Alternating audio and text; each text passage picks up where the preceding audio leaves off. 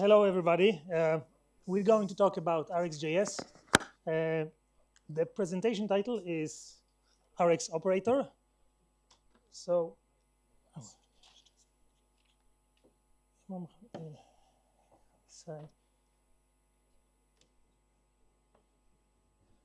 still no signal. So, Rx Operator.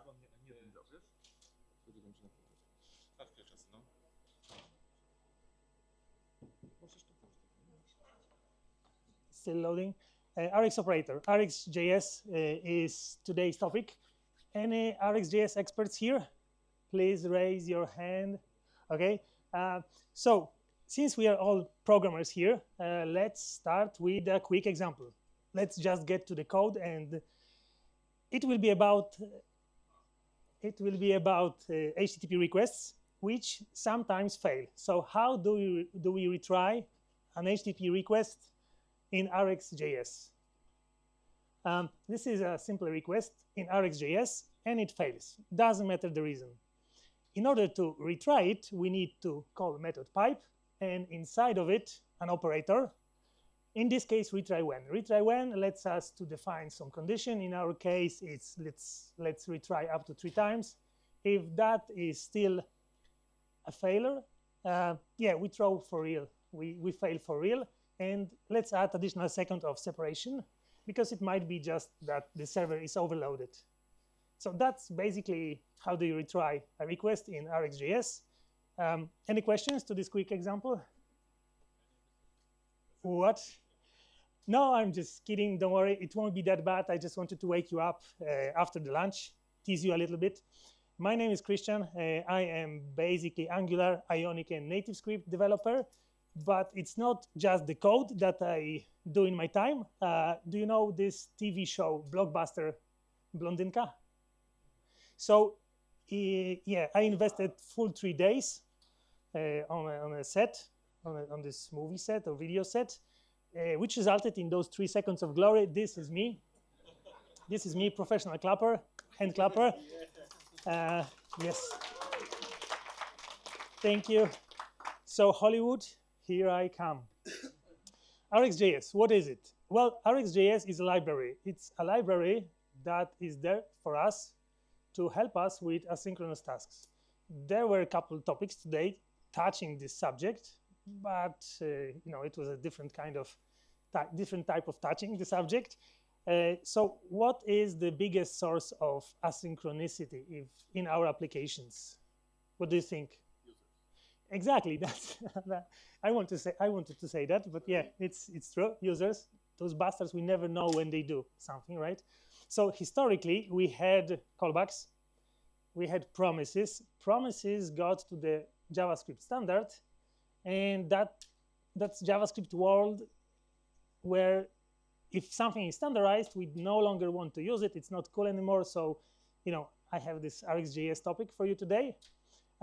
It's way more complex than both promises and callbacks, but in the same time, it's much more powerful. There's this saying that with great complexity comes great power. I think it was in the Spider-Man. Anyway, it's extensively used in Angular. This presentation is not about Angular, but I'm an Angular developer, and I like to sneak in a little bit of it here and there. We all love Angular, right? So what's the game plan for today? We will be transitioning from promise-based code to RxJS, observable or stream code. I will be using those names interchangeably. And in the ring, we put Fetch API and Angular's very own HTTP client. Both of those things are there for as replacements or wrappers around good old XML HTTP request. And about this HTTP client, I'm not going to cover Angular related details like dependency injection and things like that. Let's assume that we have this tool that lets us make HTTP requests with RxJS interface. Okay, so the first example, like a real one, which will make actually sense, not like the one from the start. How do we make a simple request with promise, it's basically that. Is it visible enough, even from the back? So you call fetch, you provide URL, and that's it. Very similar thing when it comes to HTTP client and our observable world. Just one line, right? So do we have the same result in both of those cases? Fetch fired, promise fired, but when it comes to the right side of the screen, nothing happened. Why is that? Well, observables are lazy. Promises are super eager to act. They just want to do some work. Observables are lazy, and you need to explicitly fire an observable. Basically here, what we've done is that we prepared a stream, we prepared an observable that in fact will make an HTTP request, but it's just a gun. We need to still fire it, right? So how do we fire an observable? In this case, it's simply calling a subscribe. And now, right now, we have same result in both cases. But we are not doing anything yet with the response. So how do we consume the response of the server? Promise has this then method, which you can call and provide a consumer, and let's just dump things to the console. That's how we consume the data in this example. How do we do it in RxJS? Very similar thing. It's just the method subscribe, which is where you put your handler, where you put your consumer. And right now, oh yeah, one more thing. HTTP client is assuming that we are interested in the data. So in order to have the same result, we need to unpack the response, because the response is what fetch us gives us by default. And right now, both requests fired, and we have the data dumped to the console. Next, stream modeling.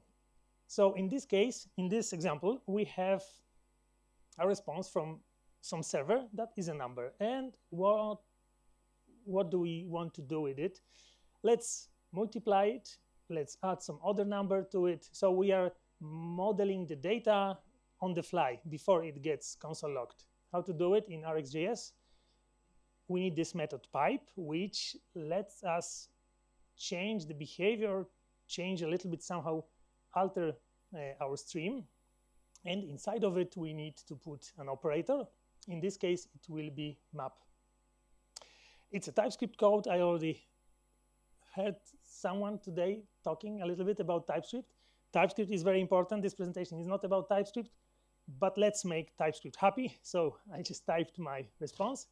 And yeah, and let's add this another number to it. So right now we have same result from two different worlds, promise-based code and observable-based.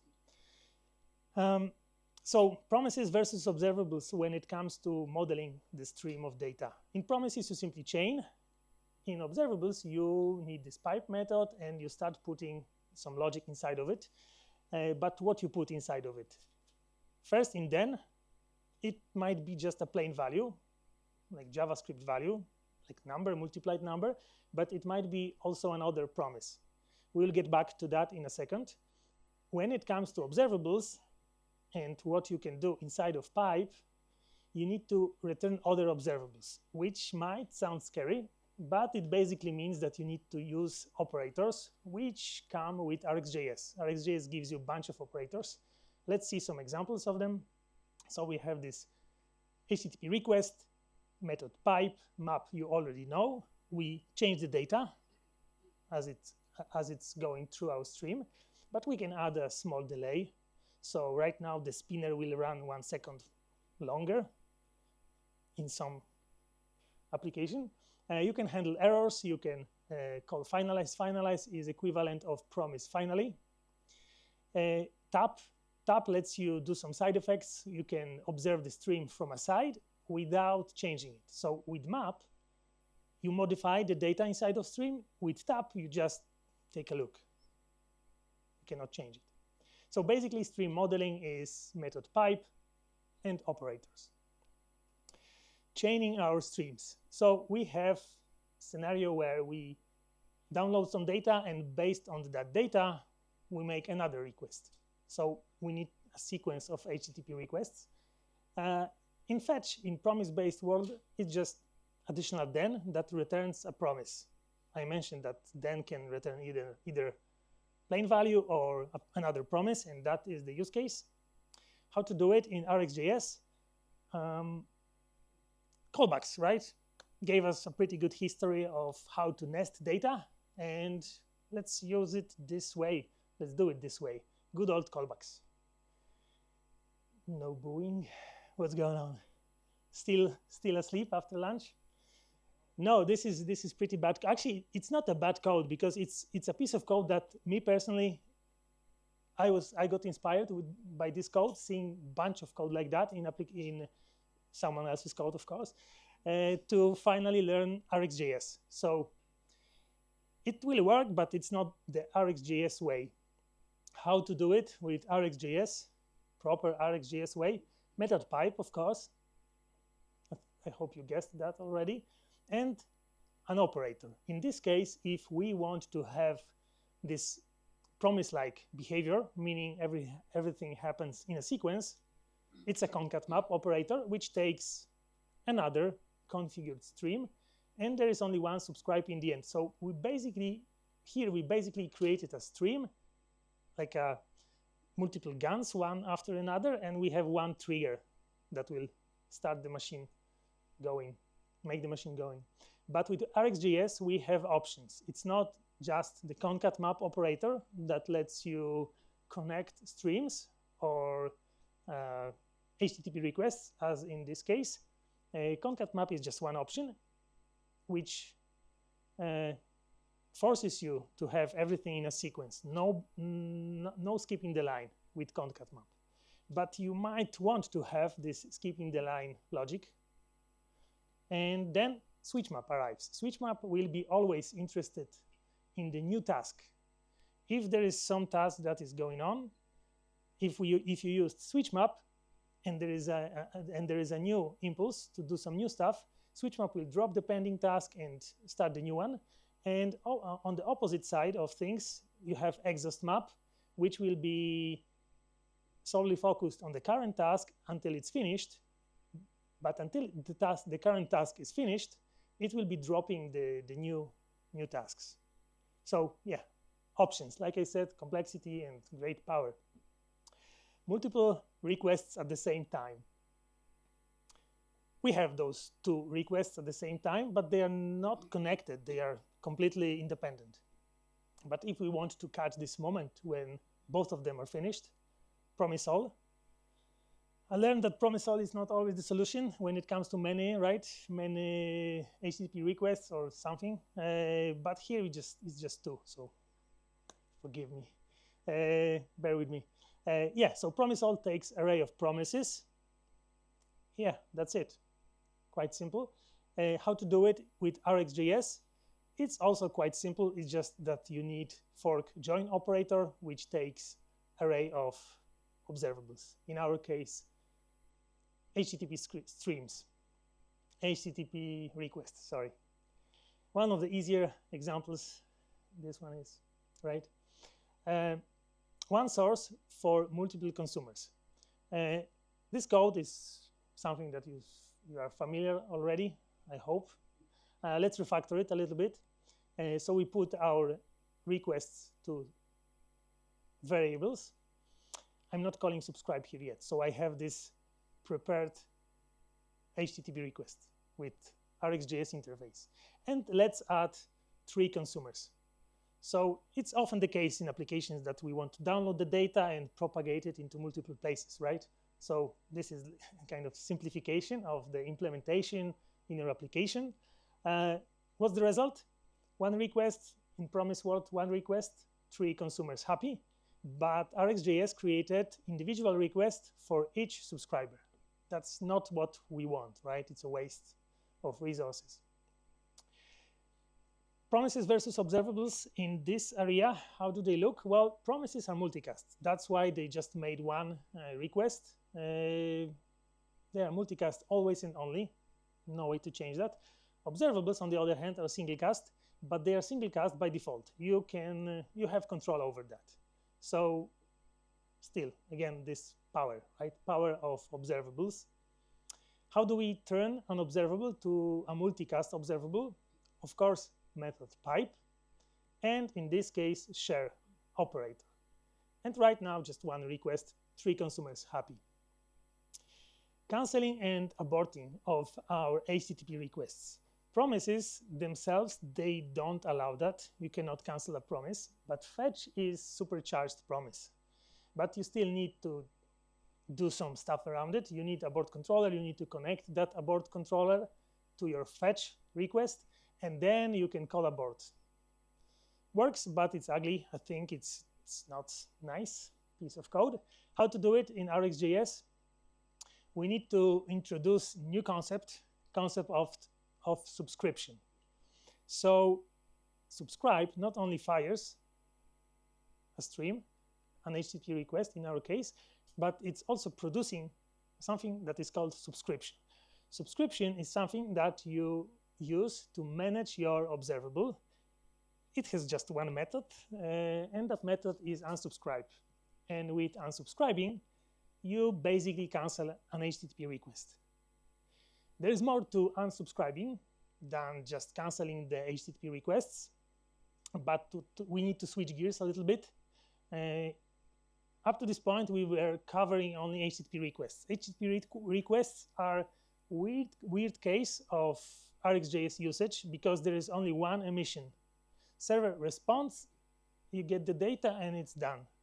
So it's like a short-living observable. But there might be long-living observables.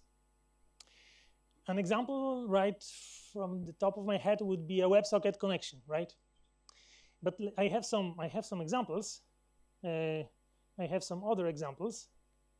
Oh, this is a pretty nice resolution of this screen. And again,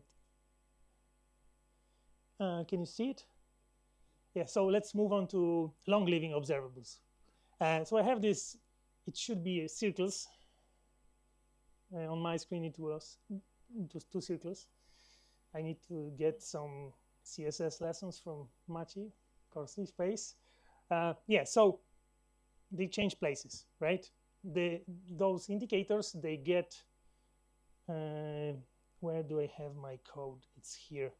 So how is it working? So I have 2 indicators. Both of them get a counter. The other counter it's +1, so we always have even and odd number. And yeah, I simply increase the counter. I have this. No. Oh, fuck. I forgot to roll back. You've seen the solution already. It shouldn't be like that. Sorry. Yeah, it should have been an interval.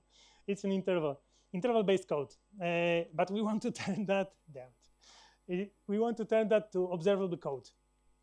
So promises are ideal for one-time things. Set interval callbacks for something that lives longer.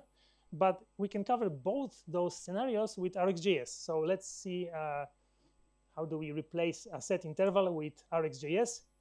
There was this operator here, right? Someone remembers? It was interval. So RxJS has interval operator. Interval operator takes a number, which is how quickly it should emit new values. And yeah, this is basically equivalent of set interval. We still need to provide a consumer, but it's a configured observable. Who knows how to fire this observable?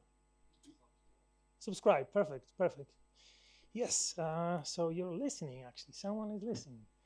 So we call subscribe, and not here.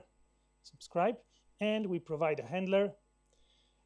Interval is emitting every 500 milliseconds, and it's emitting some data, and this data is the number of emission. So we can actually use this number of emission, let's call it num here, and assign it to our counter. Num, no, not like this, counter, num here. Okay, makes sense? there was this play and pause logic, so we want to have it with observables as well. And it won't be perfectly valid RxJS code, so if someone is here that won't be happy about it, please bear with me. It's a simplification, so yeah, we are cutting a couple corners. I will use filter. So interval will be emitting new values, but based on this variable that I have buttons to control, variable paused, I will be either letting the stream through or stopping it. You get the idea, I hope. And let's add tab here to see what's inside of the stream. And I will put console log here as well. Yes, so we should have this behavior. For the end user, nothing has changed, but we have RxJS code, okay? But there's one problem with this code. So it's running. Let's take a sneak peek at the console. Can you see what's happening in the console? Can you see this number here? It's counting, it's increasing, right? It's totally fine right now. But if I go back, it's still counting. So this is a problem. It's a leaky code. So how do we fix it? So subscription, right? Subscription is something that we want to use to clean up the resources. Let's assign the product of calling subscribe to subscription, and this is Angular application. So I have this ng on destroy hook where I can call unsubscribe, and it should stop the counter. Should we try it? Play. It's counting, right? I go back, it stopped. So no more leaky code. All right. Thank you, thank you. I was better at the Blondinka, but you did good. You did good. But I see that you are excited a little bit, but I was hoping that you will be more excited. I think that you're not happy with the example that I gave you right now. And the problem might be that we have this interval hard-coded, right? So let's change it. Let's make it not hard-coded. I have another example. I am prepared for a couple, scenarios here. Let's switch to the next example. In this example, I have this slider here. It took me a while to figure out a proper library. I found a library for a slider like this. We want to control the speed of switching the colors with this slider. How is it working? I have this method connected to, I have this slider connected to this method. So in this method, there is a value coming from the slider, which we will be using to calculate the period for our interval. So we will be reconfiguring our interval every time we adjust the slider, okay? Should be nice example. In order to do that, we need another observable. Let's create observable that period. It's called period. Dollar in the end, that's the naming convention. New, and I will use behavior subject, which is a special type of observable.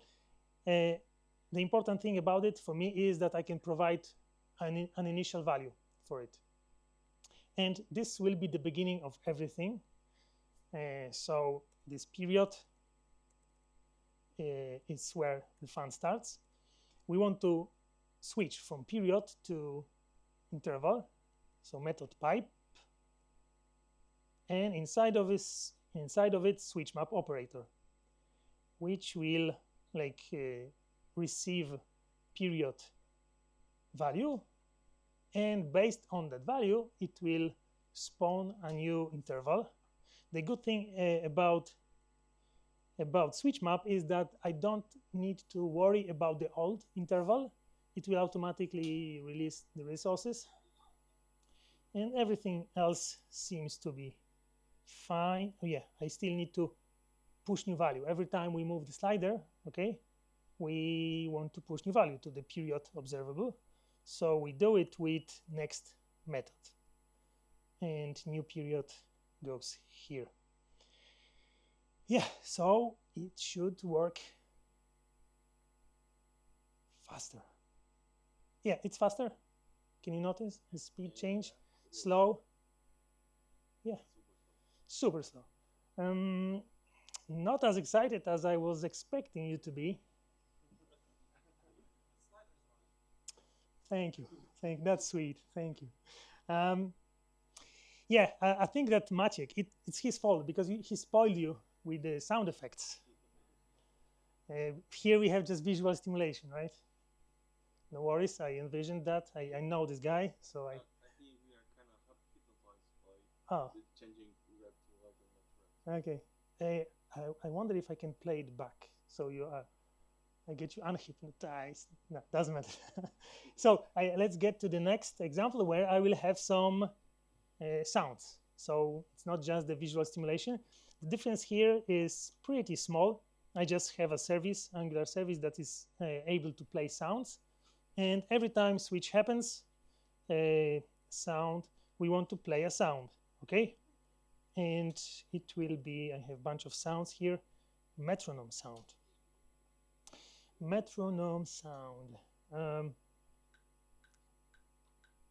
It's just here, or can you hear it there as well? It's in the end, you can hear it as well? Awesome. Sweet. Yeah, so now let's try to make it faster. Slower. Yeah, there's one issue here.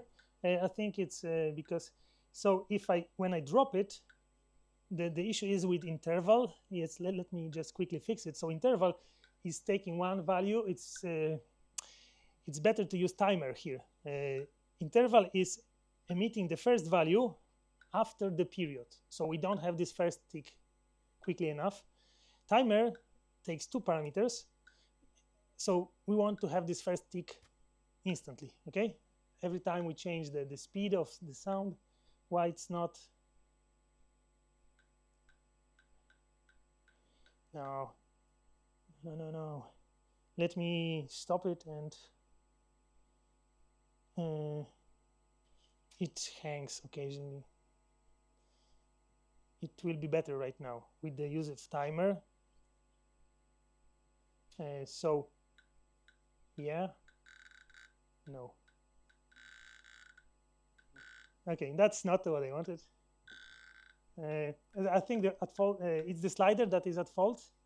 It's simply emitting too many values, okay? I think you're going in the right direction, but there's some throttling called the bouncing. Exactly. That's a good timing of your tip. That's what I needed. Throttling the bounce. There is an operator for that, the bounce time. So this bad slider, we're going to deal with it with the debounce time. And right now,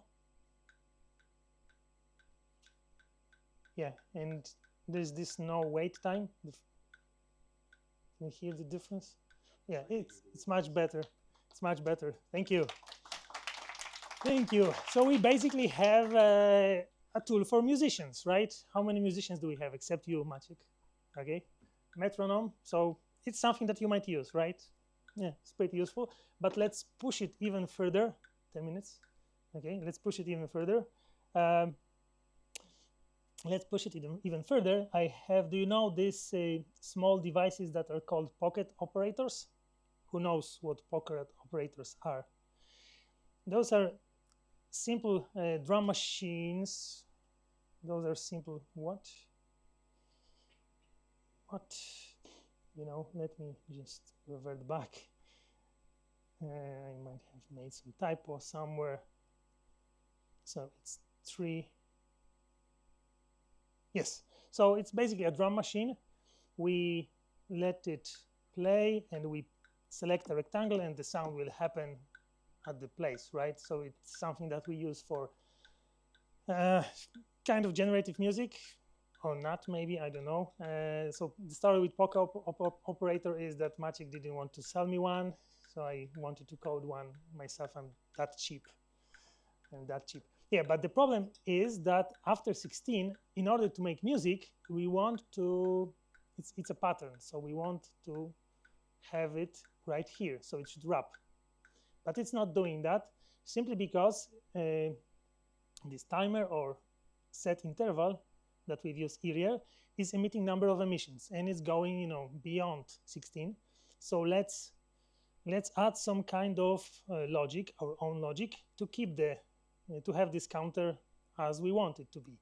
There is an operator scan in RxJS. It's basically an accumulator, and inside of it, let's put very simple logic.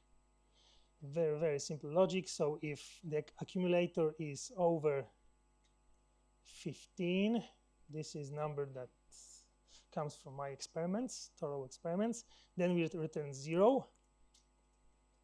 In any other case, let's return an increased accumulator, and let's start with -1. Let's start with -1, and I hope it's not reloading again. I think it's still, it will be bad because it's not reloaded for some reason. Yeah, let's reload. Why it's not reloading? Why you need to stop it and start it again? But it should wrap after this. It should wrap. Yes, so yeah, right now we have some simple drum machine. And it started from the 1 again, right? Yeah, so this is the last example that I had for you, that I wanted to cover the code, do some live coding with it. To sum up those things, is it possible to do something like that with promises? Not really. With callbacks, more likely, but it wouldn't be as nice and compact and condensed, and there's this encapsulated code as with RxJS, don't you think? I have one last example, because when I was, what? Yes. I have, because when I created this simple drum machine, I wanted to see how far I can push it, and this is what I ended up with. So it's a bit more advanced. The main feature here is that I have a bunch of channels, and well, the time here, this BPM calculation is more accurate. We can make music with it. Can you hear it? Is the sound coming from my computer, or in the end you can see it from the speakers as well? Okay, that's great. That's great. Yeah, so let's add couple sounds. Let's make some music. Yeah. Yeah. Yeah. More is better, right? So let's add more. We should bump the tempo a little bit. Yeah. So wait for it.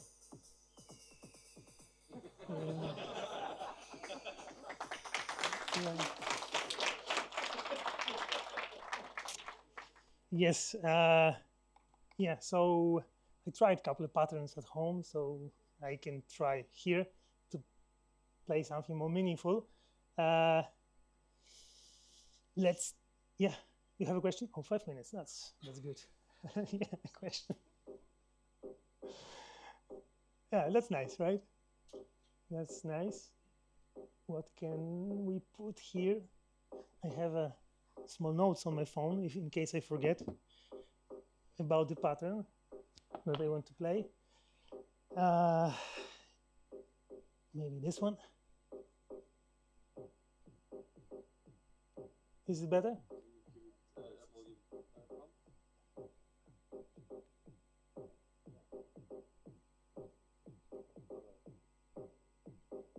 Okay. What else I can put here? My notes, open hi-hat should work here and here. And a closed hi-hat. You know, I have no idea what I'm doing. I'm just looking at my notes and copying things. But occasionally they make sense. Yeah. Are we clubbing? Yeah. Should we try something with a higher tempo? Maybe 146. 146, and kicks fine here. Let's do it like this. Yeah. Okay. Let's increase, let's bump the sound a bit. Sneak peek at my notes. So I have kick here. Let's use snare sound here and here. And an open hat here. Yeah. I also have this DJ controller that I have connected to my application. It's nothing fancy, but I have a couple of filters. I also use Tone.js like Maciek. I'm citing it too many times today. I'm getting worried. Can you hear the change? Yeah. Yes. Oh yes. Yeah, I forgot about the most important thing. You know, that's crucial.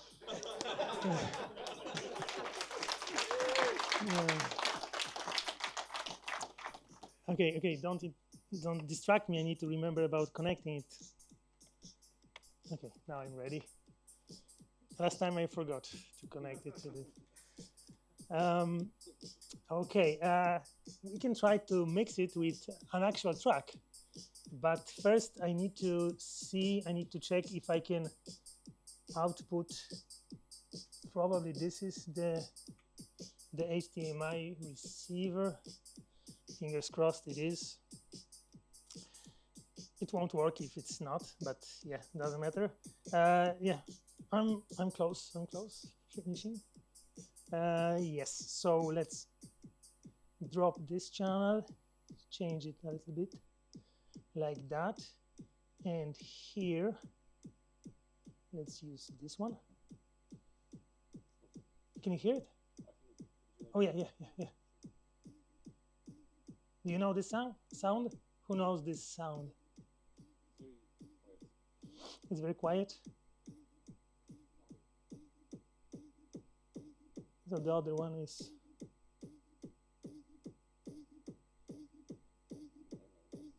Can you hear it? Okay.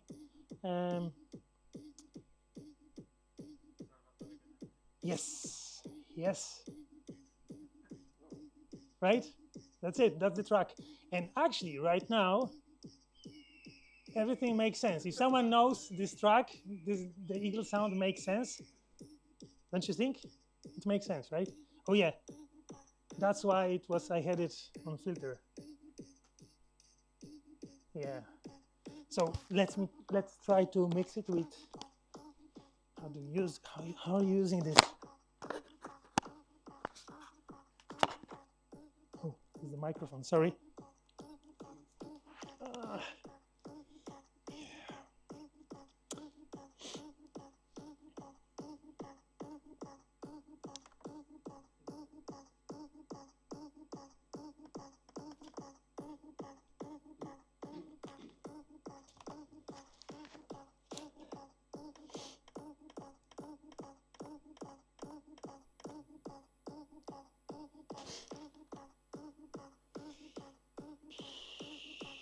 I'm stressed.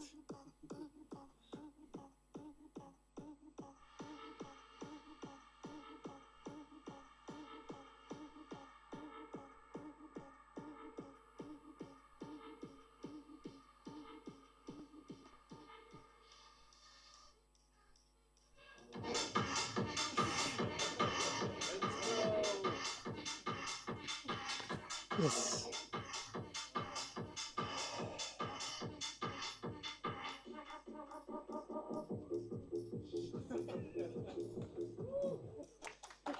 Yeah.